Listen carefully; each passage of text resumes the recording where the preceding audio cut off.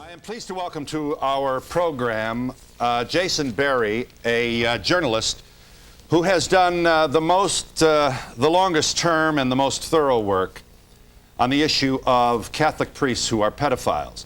His book is titled Lead Us Not Into Temptation, and is a very grim account of what has happened to some very nice, faithful Catholic young people. Many teenagers, some pre-adolescent, who have been abused by Catholic priests. He also tells the very, very unbecoming to the church story of how the hierarchy in the United States has, certainly in the early go, consistently turned its back on this problem, and worse, often transferred priests to other parishes where they once again worked with children. Also here is Father Andrew M. Greeley. Father Greeley's latest novel is titled Fall from Grace, which is another, as we've come to expect from Father Greeley, compelling story. This one does include the issue about which we gather here today. I'm also pleased to welcome to our program a woman who needs no lectures on how serious the problem is. And as soon as I find my card, I'll tell you who she is. You are Barbara Blaine. And you founded SNAP. Correct. Which is an acronym for? Survivors Network for those abused by priests. As you were? Exactly. And as a teenager? Right. It started when I was 13, went on until I was 17. And it was a parish priest? Correct. Was he a friend of the family? Yes, he was. You was a very good Catholic family. One of 8 children. Everyone in our family was very involved in church. Church picnic, May crowning, all of those wonderful memories that Catholic young people have. Exactly. And did the we don't want to be voyeurs here, but I think it is instructive to know just, first of all, when the first abuse occurred, you were how old? 13. It was the summer between 7th and 8th grade. And what were the circumstances of the first time that this priest crossed the line with you? I had met him when I was in the 2nd grade, and he had become friends of our family. And one day after the Sunday Masses, he invited me to have dinner with the other priests. After the dinner was over, the other priests left to go out visit their families, and then he stayed with me and began molesting me. And that was the beginning of what went on for 4.5 years. Now, as I understand the testimony that you've offered publicly in the past, there was no intercourse. Correct. There was, however, repetitious fondling over the years. And have you not also said that he suggested to you that his erection was your fault? Exactly. Did he also suggest that you go to a confession to a priest in another parish? Right. I had to go to confession frequently to other churches, and he told me that I was spiritually attractive and somehow that God was blessing this relationship. And it was very confusing, and if you're not Catholic, I don't know if you can understand this, because priests are put up on such a high pedestal for us.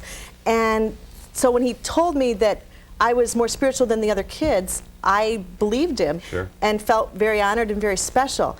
But at the same time, he told me that somehow because I was becoming a woman, that made me irresistible, and so therefore it was my fault that any abuse happened. I didn't understand that being Did he abused. arrange dalliances with you, or how would he, how were you encouraged to be in his company alone after the first transgression? He was with children all the time, and myself and other children used to help out in the rectory. We stapled the bulletins together every Saturday.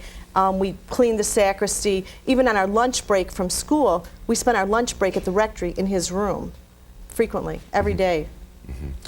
When you went to confession to the other parish, which you did at his instruction, I assume that your confession did not include any identification.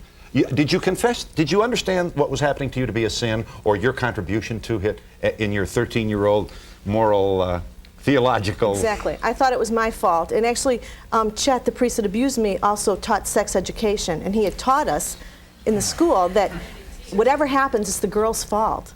And so, to me, it was my fault.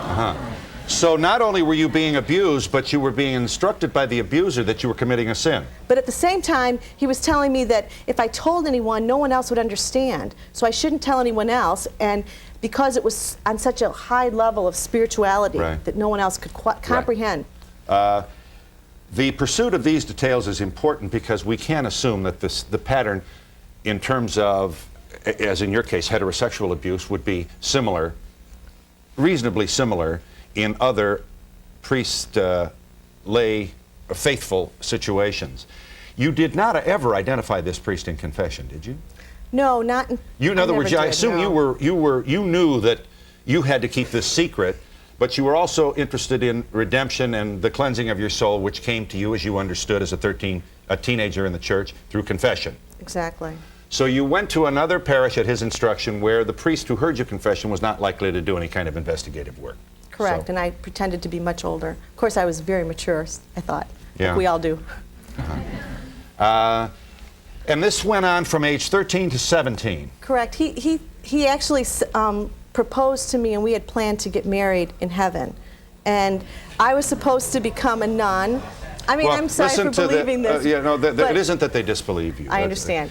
This is important. He instructed you to think, you would be a nun because you certainly couldn't get married since you were in some spiritual way married to him. Is this what I understand? Exactly, and we were supposed to spend our time on earth in an engagement so that our eternity could be in this blissful marriage together. Mm-hmm.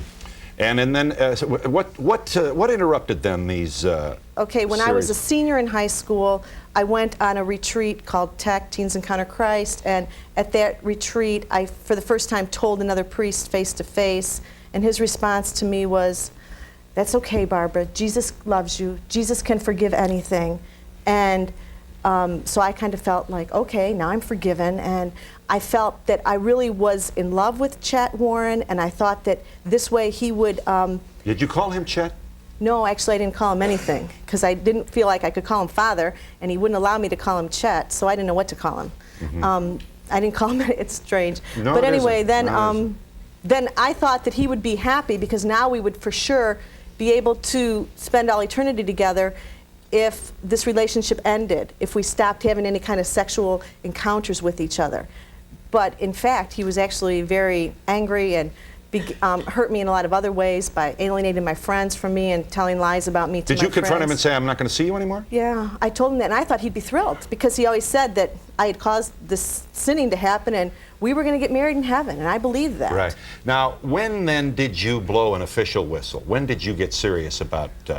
I went on with life after that point. I told a couple other youth workers who were on the retreat program, but I moved on with my life and really forgot it all until I was about 28 years old. And that's when I read an article in the National Catholic Reporter that was written by Jason Berry, telling about priests sexually abusing altar boys. And at that point I thought, well, it sounds kind of similar to what happened to me, but it probably doesn't happen to girls. I'm the only one that it happened to. And I thought that for many, many years. Then did you pursue some kind of... So I went to the church. I went to Chet first, and he told me, "Oh, Barbara, just pull a shade over that part of your life and just forget that ever happened." And then I went to his superiors. I went to the bishop. This was back in 1985 and 86. And the Archdiocese of what? Toledo, Ohio. And he admitted, the priest, Chet Warren, admitted everything in front of a psychologist that they hired. Then later on, over the past couple of years, they've retracted that and decided that, no, they really never knew that Chet had actually done this, and that he claimed that that was the 60s and 70s. And you know, everybody hugged and kissed in the 60s and 70s, so I had misinterpreted his affections. Well, has there been any judicial resolution to your... So what happened now is 1993 in January, they did an expose about me in the Toledo newspaper, and then 9 more victims have come forward who were also abused by Chet. So it took until February, just last month, that he was actually removed from ministry. And they claim that they're going to put him in a treatment center for priests.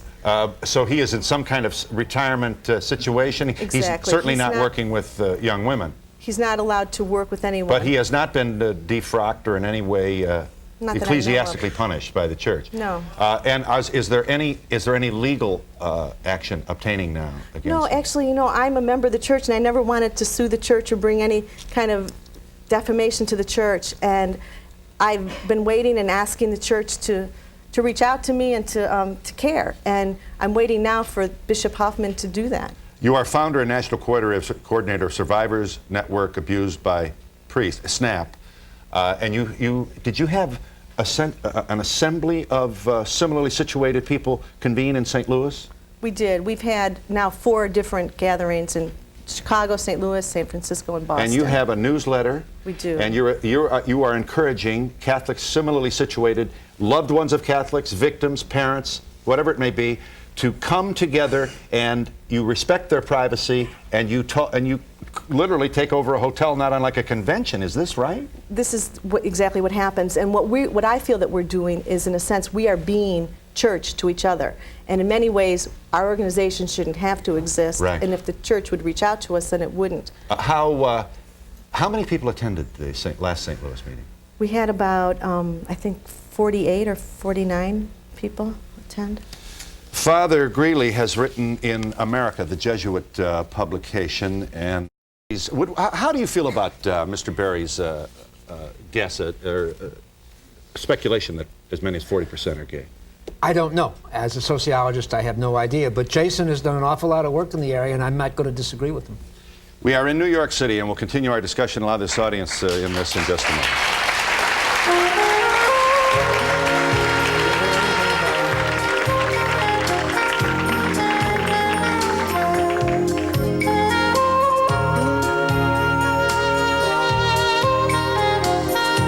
Part of the audience, please send a postcard to Donahue Tickets, care of NBC, 30 Rockefeller Plaza, New York, New York, 10112. Remember, postcards only, please. You know, continuing with Jason Berry, Andrew Greeley, and Barbara Blaine. You know, I mean, what's a good story? You want to be careful about media hyperbole, but I must say, people who with more insight than I have, people who've done more work, who are more informed, have said that this is the biggest crisis in the history of the largest church of Christendom, the Holy Roman Catholic Church. That is not an overstatement, is it? Well, I don't think in this country it's an overstatement because, you know, America is a deeply religious country, and roughly 25% of the people in the United States are Catholic, or at least baptized Catholic. And what's so sad is that there has been a dramatic change in the priesthood in the last 25 years. You know, briefly, what happened after the birth control encyclical in 1968 is that thousands of priests began to leave, many of them to get married. And you made reference earlier to the number of gays in the priesthood. There was an influx, almost a flood, of gay men who entered priestly life during that period. And continue to perform noble service. Well, and don't molest anybody. Exactly. That's a good point. All right, okay. Yeah, but there's another side to that, and maybe I should add parenthetically. The first book I did was about the end of the civil rights movement. I believe very strong that homophobia is wrong. But there are cliques that gain power of gays in the church who discriminate against straights. This is not just a question of hypocrisy. You know, in a sense, it's almost like a power dynamic that keeps batting back and forth between younger gays who are not always as devoted to the sort of foot soldier tradition that you made a reference to as some of the older priests, such as Father Greeley. Richard McBride at Notre Dame has said it's become a haven for the priesthood, a haven for homosexuals. The question is, why haven't the bishops done anything about it? Why has the Pope been so silent? Let me understand your point, Jason. You feel that in your own research, you have discovered that there are cliques of power, brotherhood, camaraderie. Absolutely. And these cliques may, I assume, include people of power like bishops. You bet. And they are gay. Absolutely. And they are out to each other. They are known to certain members within the... Well, is the clique, isn't one of the ingredients of the bonding of the clique their mutual gayness? I suppose one could put it that way, yes. What you find is a system that is so obsessed with secrecy, that is layered in denial about the sexual realities teeming within it, that often, for example, in Lafayette, Louisiana, there were several gays around the bishop. And the cover-up involving the pedophiles was an extension, really, of this mentality of secrecy and duplicity with respect to sexual activity that was not, that did not involve youngsters. The real problem is that when challenged, the church engages in counterattack rather than a rational course of reform. And incidentally, you heard it first on the Donahue Show. As you know, I'm a brilliant man. Never doubted it. We do think that's true. This is not going to be satisfactorily remedied during this papacy. I don't think the Vatican cares. I mean, they recently ordered the Bishop of Pittsburgh to reassign a priest he had removed because he was a child molester. And so the Vatican doesn't get it. They think it's a problem that's a manifestation of American corruption, and they're more concerned, as are all priests, about the rights of priests than they are about the horror the victims go through. This is the same institution that built the largest private system of education in the history of the universe. I speak of the Roman Catholic school system in the United States, which incidentally would not necessarily offer me as testimony to its virtue. Oh, I think some of the well, sisters all right, would, but you know, Phil. listen, 12 years, and I patronize nobody to say I think I got a wonderful education. So this now wait a minute, I'm not kissing babies here. This is what this church can do, but it'll never die. It will always be with it, but it will be indefinitely crippled. Until it changes. As long as you have to be celibate to serve as a male religious under the work of the Holy Order. Oh, come on. Come on.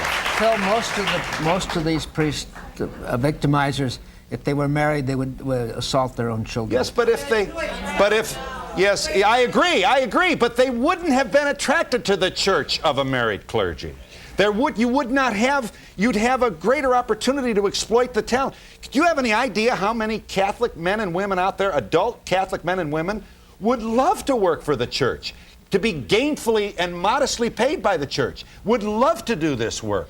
The talent is there. They can't get in the door and serve in the full capacity of the church's. All of that is true, but you cannot blame celibacy for pedophilia. Thank you. Celibacy does not cause... I can blame the celibacy requirement for enhancing the chances that a priest with a Roman collar would encounter Barbara Blaine in an evening situation sometime in privacy, and I can also blame the church celibacy rule for increasing the number of people who are likely, with the full power of the religious robe and all the influence that had on a 13-year-old child, for causing this problem. I don't think that is in any way an unfair statement.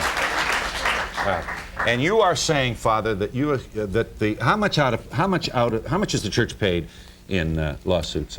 Well, in Chicago last year it paid $1.8 million, and the Cardinal said it would be more this year. If you multiply that by about 20, since Chicago has about 1/20th of the Catholics in the country, you get somewhere around 40 million and going up. A year? Yeah.